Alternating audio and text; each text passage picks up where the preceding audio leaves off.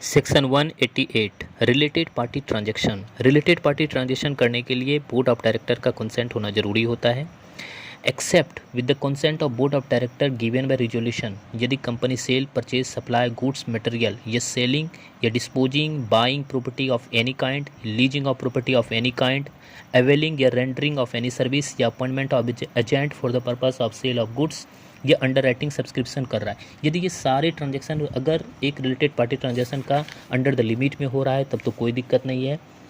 अगर लिमिट से एक्सीड हो रहा है तो ऑर्डिनरी रिजोल्यूशन चाहिए जनरल मीटिंग का। वो लिमिट क्या है? वो लिमिट है यदि sale, purchase, supply of goods directly through appointment of agent अगर 10% ऑफ टर्नओवर से ज़्यादा हो रहा हो, ये selling, disposing, buying property any kind directly through appointment of agent या डायरेक्टली हो रहा हो या एजेंट के द्वारा हो 10% ऑफ नेटवर्थ, तो लीजिंग कर रहा हो अगर प्रॉपर्टी का 10% ऑफ या मोड ऑफ टर्नओवर का, या रेंडरिंग ऑफ सर्विस हो रहा हो 10% ऑफ टर्नओवर का, या अपॉइंट किया हो किसी ऑफिसर का जिसका रेम्युनरेशन 2.5 लाख से एक्सीड हो, मंथली 2.5 लाख से एक्सीड हो, या remuneration for under writing subscription के लिए जो दिया हो वो परसेंटेज 1% ऑफ नेटवर्थ से ज़्यादा हो।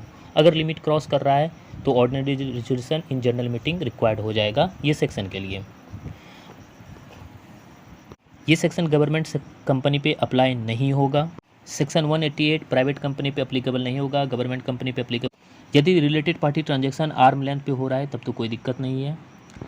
यदि रिलेटेड पार्टी ट्रांजैक्शन में ऑडिट कमेटी का अप्रूवल नहीं लिया तो ये वॉइडेबल माना जाएगा। सॉरी वॉइडेबल कॉन्ट्रैक्ट कब होता है? यदि कोई कॉन्ट्रैक्ट या एग्रीमेंट इंटर किया जा रहा है without obtaining the approval of resolution in general meeting, जो अभी मैंने बोला, अगर लिमिट से ज़्यादा हो और वो रेटिफाई भी नहीं हो रहा है बोर्ड के द्वारा विद इन 3 मंथ, तो ये वॉइडेबल कॉन्ट्रैक्ट माना जाएगा। कंपनी सेक्शन में रिकवरी ऑफ एनी लॉसेस, कुछ लॉसेस होता है तो उसको भी रिकवर करता है जिसके माध्यम से होगा।